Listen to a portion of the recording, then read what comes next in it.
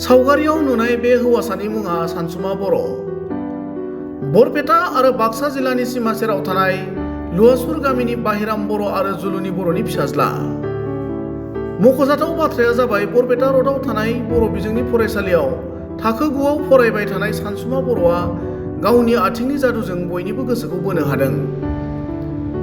अदेबानि 9 थाखोनि फरायसा सानसुमा बर'आ नर्थ इस्ट इउनाइटेड फुटबल क्लाबनि जानानै जोलुर गेलेनो सायख'जाबाय। 15 बोसोर बैसोनि सिंनि नर्थ इस्ट इउनाइटेड फुटबल क्लाबाव बाहागो लानो सायख'जानाय सानसुमा बर'आ थांनाय बोसोराव जोलुर गेलेगिरि हलिचरन नार्जारीजों फुटबल गेलेनायनि फोरोंथाय लानानै गेलेनायखौ जागायजेनदोंमोन। सानसुमा बर'आ नर्थ इस्ट इउनाइटेड फुटबल क्लाबाव सायख'जानाय खौरांखौ मिथिनो मोनना नखरजों लोगोसे गामिनि आरो ओनसोलनि बयबो गोजोननाय फोरमायनायजों लोगोसे मोजां हामलायथि बावदों।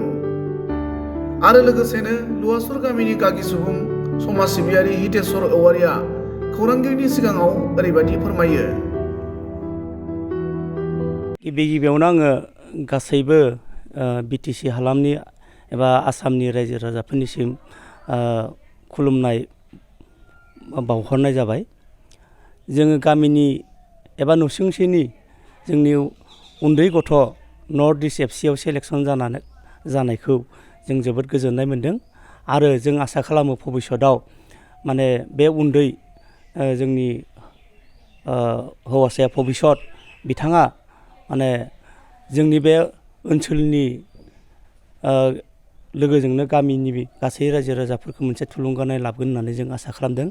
आरो बिथाङा जाहाथे भबिष्यतआव मोजां गेलेनानै जोंनि बिटिसिनि आसामनि एबा जोंनि गासै भारतबर्षनि मोनसे नाम खालामना लाबोयो जों बेखौनो आसा थिदों।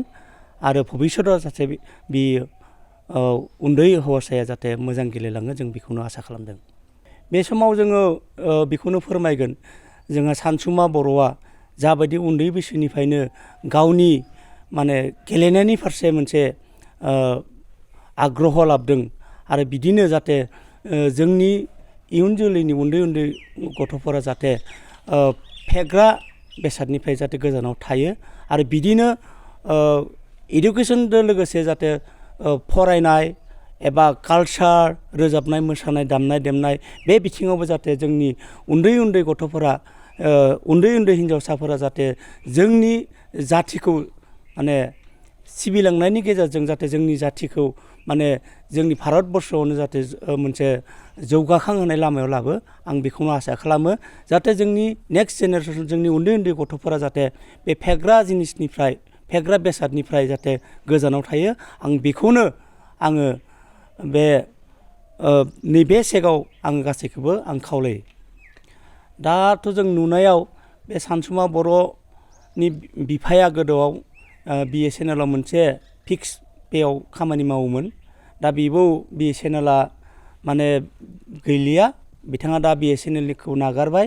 दायो बिथाङा बहाबा एसे एला खामानि मावो सोरबा मालिकनि आन्दाराव थिखा लानानै सोरबा न' बां लुनायाव एसे हेफाजाब होनानै खुनुरुखुम बिदि न'खरखौ सालायगासिनो दङ। दा बिनिखायनो आं सानो जे जोंहा सानसुमा बर'आ दासो उथिफुनाय सासे गेलेगिरि बेखौ जाहाथे जोङो माने जोंनि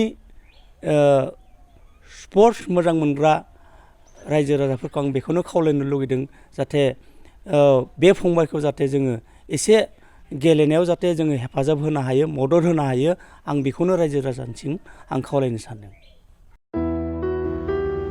बेबादिनो नर्थ इस्ट इउनाइटेड फुटबल क्लाबाव गेलेनो सायख'जानाय बाक्सा जिल्लानि लुवासुर गामिनि जाखांफु उन्दै गेलेगिरि सानसुमा बर'आ खौरांगिरिनि सिगाङाव ओरैबायदि फोरमायो। ओमफ्राय आंनि नामा सानसुमा बर' ओमफ्राय बाबानि नामा बाहिराम बर' ओमफ्राय आइनि नामा जुलुनि बर'। आंनि गामिया जाबाय लुवासुर ओमफ्राय डिस्ट्रिक्ट बाक्सा। ओमफ्राय पुलिस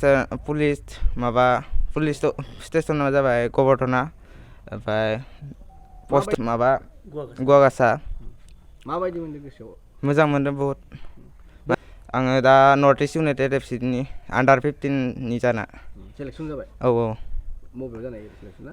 सिलेक्सना हुरुआव जाय इन्दिरा गान्धी स्टेडियाम ओरैनो बबे बबेयाव गेलेना फैखो ओरैनो? आं रयेल ब्रादार्सनि जाना गेलेयोमोन सिगाङो अदालगुरि डिमाकुसि ओमफ्राय बिनि उनाव क'क्राझार इउनाइटेडआव थांबाय क'क्राझार इउनाइटेडआव दा बेनि उनाव न'आव फैनानै हलिचरन सार फैयोमोन बेयाव बरपेटा रडआव बेयाव प्रेक्टिस लानानै दा नैबेयाव सिलेक्ट जाबाय आरो दा ओरैनो बबेयाव गेलेनो थांना होनदों नोङो?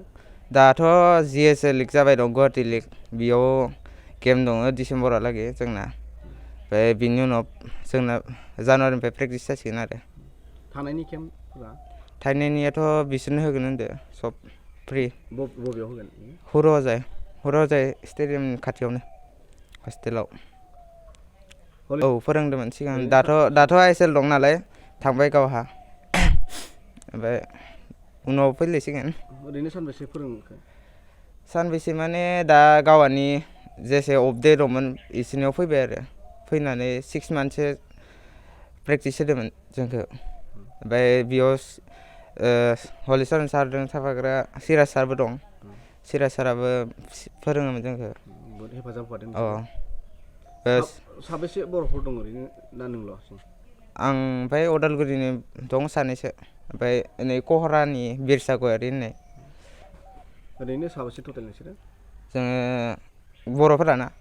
बर'फोरा 6 जन ओमफ्राय बाखि मणिपुरि ओरैनो बर'फोरा बबेनि होनदो बिसोरो? अदालगुरि ओमफ्राय ओइ कहरानि न'निफ्राय थांगोन ना मब्ला होनदो? न'निफ्राय थाङोना जानुवारि प्रेक्टिसाव ओमफ्राय दाथ' गेम सोलिबाय दंना गेमाव थांनांगौ 25 दं ओमफ्राय 27 ओमफ्राय 3 जानुवारि 3 डिसेम्बर ओमफ्राय 17 डिसेम्बर ओमफ्राय नै 25 डिसेम्बराव दङ लास्ट। ओरैनो बेसे बैसोनि होनदो बे खेलाया? Under 15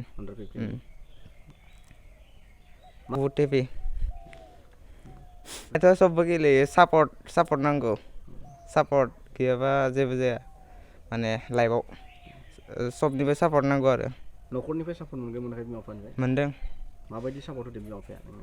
जेसे नांगौ जि माबा नांगौ बेखौनो होदो आरो सापर्टबो होदो बहुद। मा मावो नोंसा बाबाया?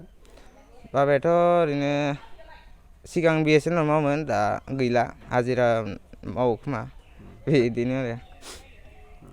नोंसा आइयालाय? आइया बिदिनो हाउस वाइफ। साबेसे नोंसा बिदा फंबाय ओरैनो?